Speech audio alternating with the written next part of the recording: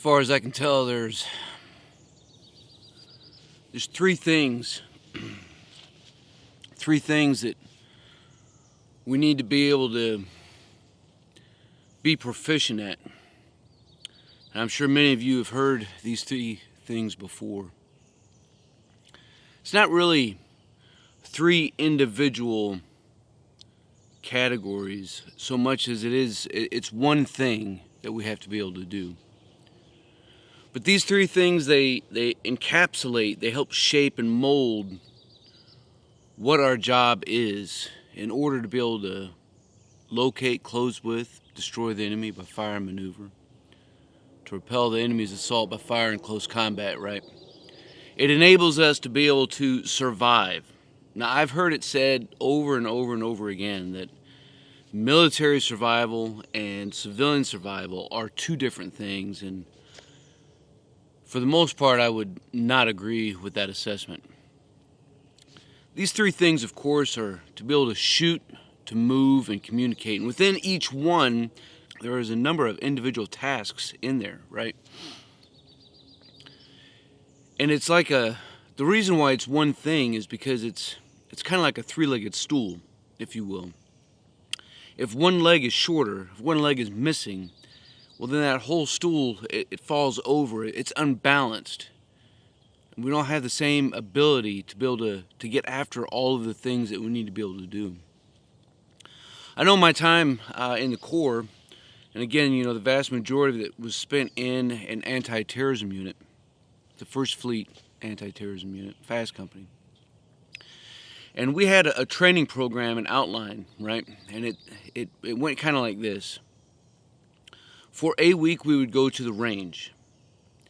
And depending on what the emphasis was, that entire week could be nothing but shooting with our secondary weapon, our pistols. And it wouldn't be uncommon to throw 500, 600, 700 rounds downrange each and every single day per person, right? If we're using MP4s, or after we transition to MP5s to M4s, you know, shooting 700-800 rounds, that was chump change. And then moving on and using our crew-served weapons as well, right? I'm sure a lot of y'all have been to ranges, man. You know that you can throw just a metric butt ton of lead down range, right? And so we would do all these tasks for a week. And then the next week we would go out and we would start to work on like greenside training, patrolling, right? Doing some land navigation and all those interrelated tasks that support that. And then maybe that following week we would do some black side training, so it would be nothing but close quarters battle and CQB work. And in all through that, you know, we're learning how to communicate, to send reports, to talk without using our words, right? And then that final week would be a recovery, and then we just kind of rinse and repeat. And in different phases, we may have different emphasis again. You know, sometimes we may have moments when we're working on green side or black side training, and there may be a lot more convoy operations. There may be helicopter insertions or extractions. You know, there may be some riot control, things of this nature, right? Just all kinds of interrelated parts, but it all went back to feed these mission essential tasks of being able to shoot, to move, and to communicate. Not just one thing, but all three, and then all of those sub and interrelated tasks that go into that. I spent a lot of the time on the channel, you know, working on movement, because I think mobility is king, right? You have to be able to move to resources. Because if I move out 600 meters, what I'm going to find there is going to be different than what I'm going to find here. It's these variables that are always and constantly changing, right? Whether we're talking about terrain or whether we're talking about weather, whether we're talking about the natural resources that are around us. Do we have water? Do we have to be able to move to water? Can we collect water? Do we have clean water? Can we build fire? Can we build shelter? All these things. But that's where I find the vast majority of folks who are teaching survival-related tasks, these are the types of things. It's all in that shoot construct, if you will. Again, that shoot construct is not simply being able to pull a trigger. Surviving. Can I build fire? Can I make shelter? Can I collect water? Can I do all the things that it takes to physically survive? And this is where the vast majority of folks, they spend their time. I don't believe near enough folks spend enough time on mobility, whether it's out here in the woods or whether it's in an urban environment. And that's one of the reasons why I focus on that a lot. Because I believe that it's a skill set with a number of interrelated skill sets and a larger picture of being able to move. And mobility is king, right? It really is.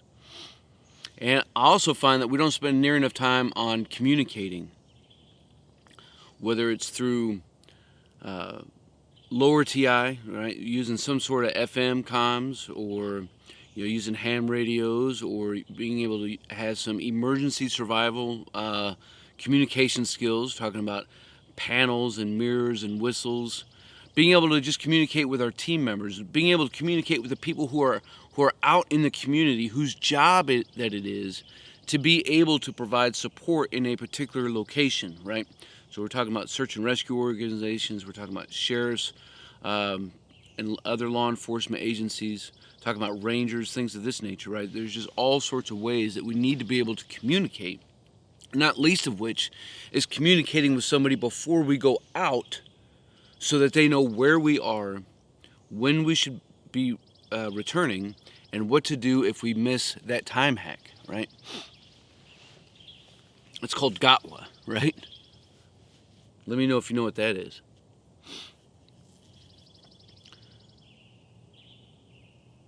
But there's an impact to what we are teaching when we only focus on that skill set of tasks. And I get why people get stuck on the tasks, right? Because it's quantifiable, it's measurable. It is something that you feel good. Right? If you know how to build a friction fire, it just makes you feel good inside when you get a burst of flames that comes up in your hands, right? Or down at your feet. But what are we missing when this is where we spend all of our time? We get stuck talking about the gear that's associated with that.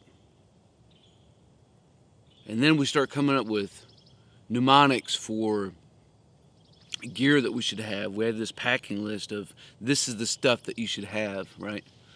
And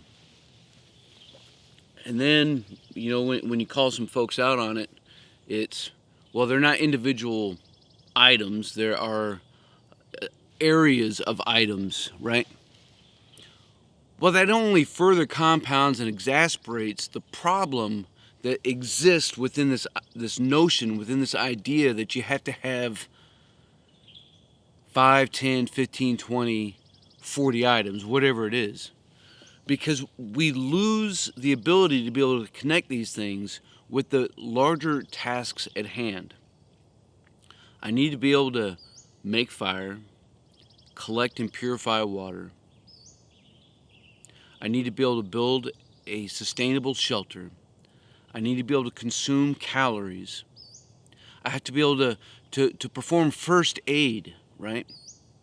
I have to be able to communicate, to navigate, to maintain a core body temperature, which, by the way, I've studied countless of search and rescue operations, and that inability to maintain a core body temperature and succumbing to the elements is the leading factor, the number one factor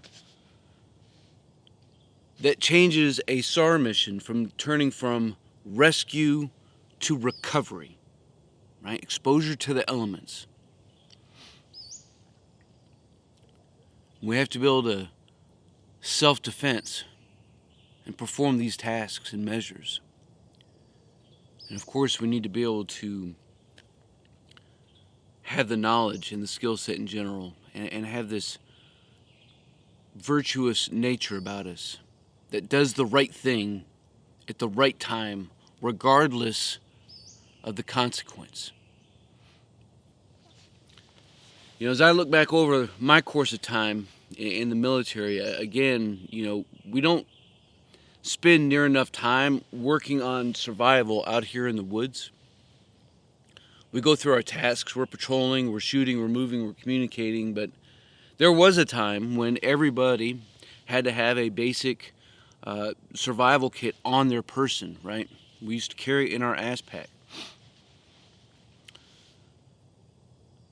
Everything from, you know, field expedient antennas so we could be able to communicate, build a fire, have water purification tablets, you know, fishing line, hooks, small fishing set.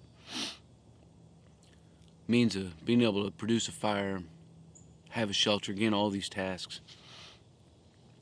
But anymore, I think that there's just so much risk associated with doing these things out in the woods that a lot of folks, they just don't do it. And then it further compounds these problems because as generation passes by and we further push ourselves from these tasks, the more and more people just don't want to do them because they get caught up in that line of thinking that says, I need to be metric based as opposed to standard based in my training, right? Does that make sense?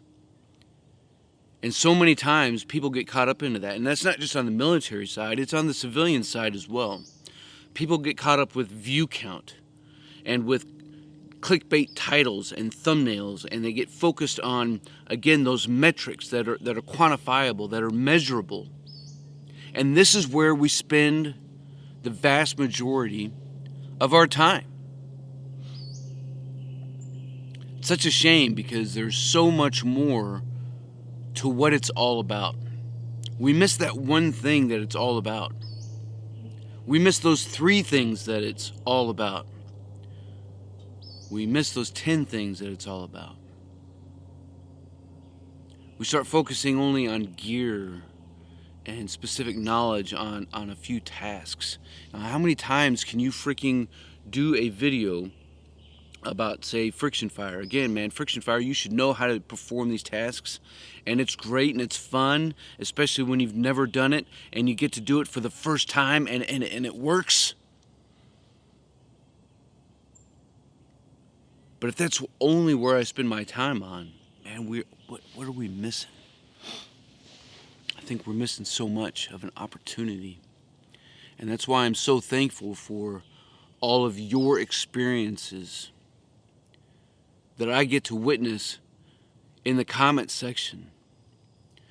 Because you all have lived a life that is worth living and talking about. And it's worth sharing. And when you share that with me, it means all of the frickin' world, man, because it makes me better. When you call something out, maybe it was a mistake I made, maybe it was something to add on to what we've been discussing and talking about in a video, maybe it was a shared experience that brings depth of life and value added. And I know it doesn't just do that for me. I know it does it for so many folks who read in the comment section, right? That's what it's all about, right? Having a sense of community that is positive in nature, that builds one another up as iron sharpens iron. We can't get caught into doing the same thing the same way over and over and over again. Man, that's the definition of insanity. And I don't want to live that way. I don't want this channel to be that way. I don't want my life to be that way. I need to constantly improve my foxhole. That's an old phrase that people don't use very much anymore. improving your foxhole, getting better, not becoming stagnant, not assuming that because I have made it here that I have now arrived. Man, there is no arrival. There's one more step, and then there's one more step, and then there's one more step. We have to keep moving forward.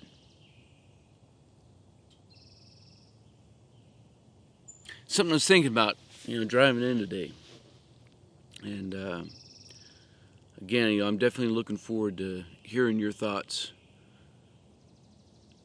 and what your experience has been as we talk about fieldcraft, survival-related issues, when we talk about self-reliant living, whether we're talking about how we live and work at home, or how we move in a city, or how we move out here in the woods, right?